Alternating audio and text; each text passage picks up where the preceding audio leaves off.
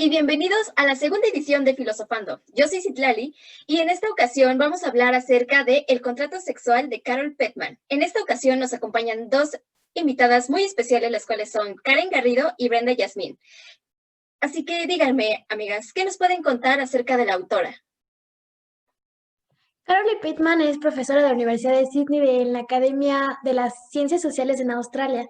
Es una de las estudiosas de la teoría y filosofía política actual más sobresalientes y autora de numerosos estudios sobre democracia y crítica feminista. Sí, y de hecho su libro Contrato Sexual, que es el que vamos a analizar, abarca cómo se ha estudiado la teoría contractual desde la perspectiva de diversos personajes clásicos como Rousseau, Locke, Hobbes, e incluso comparándolos con muchos escritores contemporáneos. Pero haciendo esto, la autora demuestra la invisibilización que el contrato sexual, es decir, las diferencias sexuales entre hombres y mujeres y su convivencia, ha tenido y cómo esto afecta a la sociedad civil. Sin duda creo que es un personaje admirable. Invitamos a nuestra audiencia a investigar un poco más acerca de la biografía de Carol Petman y de sus múltiples libros, puesto que ahora pasaremos a nuestra primera sección, Argumentando Ando. A lo largo de su obra, Petman nos proporciona muchísimos conceptos de suma relevancia. Los temas principales que abordaremos son teoría contractual, los diferentes contratos que existen y la dominación.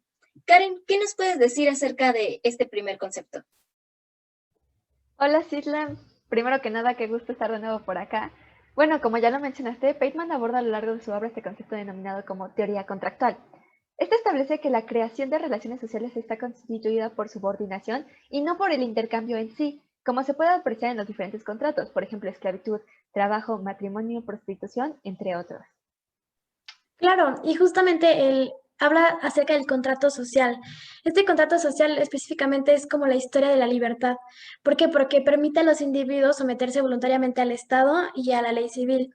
Es decir, la libertad se basa en la obediencia y a cambio te brinda protección. Por ejemplo, la libertad pues termina siendo un contrato y posesión, de tal forma que se vuelve tan insegura que es razonable que los individuos se subordinen voluntariamente a la ley civil del Estado. Es decir, que se sometan colectivamente a ellos mismos. Y pues un ejemplo muy claro es, por ejemplo, el capitalismo, donde explotan a los trabajadores e incluso pues a las propias esposas porque pues terminan siendo subordinados a través del contrato del empleo y del matrimonio, que hablaremos un poquito más adelante. Sí, de hecho, por ejemplo, hablando acerca de la dominación, según la teoría de Rousseau, también nos plantea que las personas tienen como la misma parte dentro de un contrato, ¿no? Y que ambas pueden dialogar para modificar dichos términos. Sin embargo, en la dominación esto no ocurre porque siempre indudablemente habrá una persona una parte que domina a la otra. Y esto se basa, por ejemplo, en contratos de esclavitud y trabajo. Karen, ¿qué opinas? Sí, justo, lo que me encanta de este libro de Carol Bateman es que enfatiza mucho los diferentes tipos de contratos y cómo se establece la relación entre ambas partes. Como lo mencionaste, esclavitud y trabajo. Pensaríamos que pueden ser o diferentes o muy iguales. Ella se basa en diferentes como escritores de los clásicos y encuentra diferencias entre esclavos y trabajadores, que bien se subordinan ante un opresor con el fin de tener algo a cambio, que es ese contrato. Por ejemplo, los esclavos buscan la protección del amo y el amo pues busca los servicios del esclavo. Sin embargo, este contrato dura como toda la vida y en contraste con el del trabajo es durante un tiempo definido y busca protección pero como en forma de salario. Y estos son ambos contratos que puede haber como un ejemplo que nos da Bateman. Sin embargo, lo que hace Bateman es que habla de todos estos contratos, pero para enfatizar la invisibilización que hay. Voy a dar un ejemplo. Por ejemplo, Rousseau dice que cualquier relación similar a la esclavitud es ilegítima y ningún contrato que cree una relación de subordinación es válida, exceptuando el contrato sexual. ¿Por qué? ¿Qué es el contrato sexual, Brenda? Pues es que el contrato sexual se basa precisamente en una historia de sujeción, es decir, que los mecanismos mediante los cuales, bueno, más bien son los mecanismos mediante los cuales afirman el derecho de que tienen acceso sexual hacia los cuerpos de las mujeres y por tanto reclaman pues el derecho de mando sobre el uso de los cuerpos pues de ellas mismas, ¿no? Que tiene muchísimo que ver con lo que es el contrato de matrimonio. Y bueno, este contrato de matrimonio se basa principalmente en que la mujer, al decir que sí acepta casarse con un hombre, está diciendo que está concientizando un acuerdo libre de acceso al cuerpo de la mujer y no solo eso, sino que el hombre también tiene decisión pues sobre ella. Por ejemplo, si el hombre decide tener cierta cantidad de hijos, pues los van a tener y la mujer no tiene como derecho a decir que no o no tiene derecho a decir que no quiere tener sexo, por ejemplo. Y de esta forma se crea justamente lo que decía en un principio, que es el contrato social, ¿no? En donde se origina el contrato de obediencia a cambio, pues, de la protección de la mujer. Sí, de hecho, una cosa muy curiosa dentro de el contrato sexual y matrimonial o algunos otros que veremos posteriormente que involucran a la mujer es que antiguamente, varios teóricos políticos no consideraban a la mujer un individuo, es decir, que no tenía como la capacidad de participar activamente en la sociedad, ya sea porque se creía que la naturaleza del hombre, tanto física y mentalmente, lo hacían acreedor a su individualidad y a ser reconocido por el Estado. Sin embargo, a las mujeres no se les reconoce de la misma manera.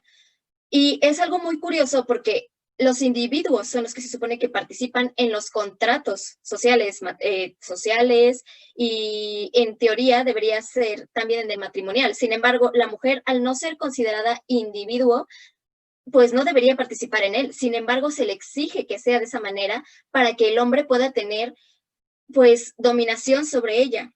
Y es algo muy curioso porque este término de tanto de contrato matrimonial y de individuos es muy balanceado en cuanto a la conveniencia del hombre.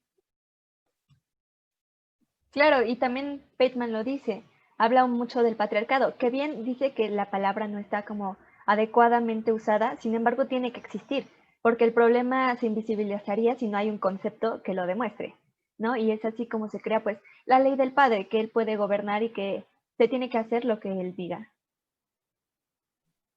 Sí, de hecho, uno de los argumentos que decían que como era para invisibilizar el patriarcado era que ya no existe hace mucho porque el padre dejó de ser como la principal figura de poder en la sociedad. Pero como mencionaste anteriormente, pues tiene que ser demostrado de alguna manera, ¿no? Que esta dominación del hombre hacia la mujer de manera sistemática sigue existiendo. Bueno, audiencia, pues la verdad es que les recomendamos muchísimo leer el contrato sexual para pues poder empaparse de todos estos conocimientos que habla Carol Petman y pues dejar a su disposición este increíble libro. Y así que pues si quieren el libro pues está en Canvas. Y finalmente pasamos a la segunda y última sección del programa llamado Atando Cabos. Ya vimos un poco acerca de la autora, su contexto y sus conceptos, pero ahora vamos a unir un poco acerca de las enseñanzas que tenemos con el mundo actual. Por ejemplo, se dice que la propiedad de cada individuo somos nosotros mismos. Sin embargo, esto no ocurre cuando nos referimos al papel de las mujeres, porque esto no se obedece. No se busca ser iguales a los hombres, pero se busca que las leyes también incluyan la naturaleza de las mujeres.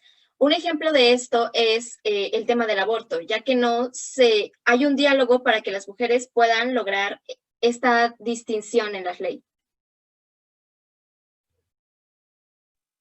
Justo, bueno, para yo hablar de mi ejemplo, quiero ir a un pasaje del libro que dice, que habla de la esclavitud, de cómo cuando un esclavo está en prisión, bueno, un esclavo hombre está en prisión, no sirve, ya que no sirve a un amo.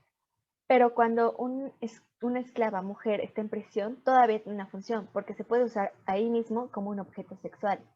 A mí me impactó muchísimo al leer eso en el libro, porque es cierto, lo podemos ver en la sociedad de hoy en día, como la mujer sigue sin ser considerada un individuo y solo sirve como objeto para satisfacer las necesidades sexuales de los hombres.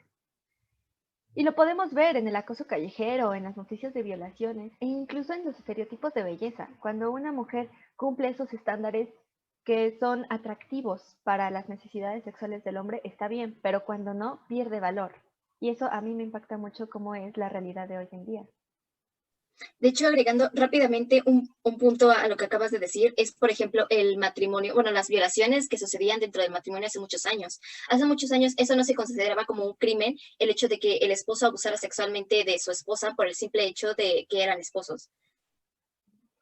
Sí, justo. Y bueno, creo que hablando un poco de lo que decía Karen, actualmente, y es un tema muy importante y muy relevante en la actualidad, porque este libro en específico lo relacioné mucho con lo que está pasando actualmente con las mujeres indígenas, porque no sé si ustedes sabían, pero en Chiapas las mujeres pues indígenas son personas con muy bajos recursos, hasta algunas personas dicen que son personas atrasadas a la sociedad.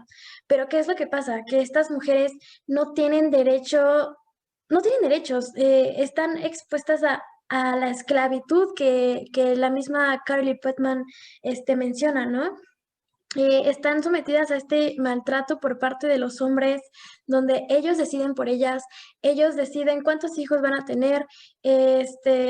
Si ustedes van a este tipo de pueblos, se dan cuenta de que son mujeres maltratadas, que son mujeres que no tienen un acceso a la educación, eh, que tienen una cantidad de hijos, la verdad, pues preocupantes y que justamente por eso existe una falta de nutrición tanto para los hijos como tanto pues para ellas, ¿no?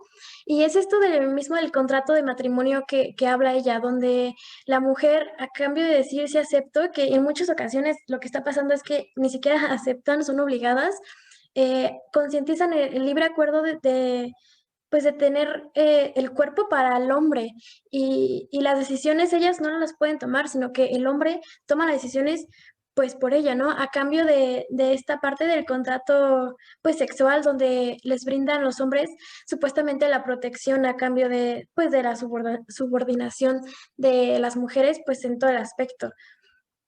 Y es algo que a mí, honestamente, actualmente me impacta mucho porque es algo que está pasando en la actualidad y que pues podemos ir a Chiapas y comprobarlo por nosotras mismas, ¿no? Y está pues bastante preocupante.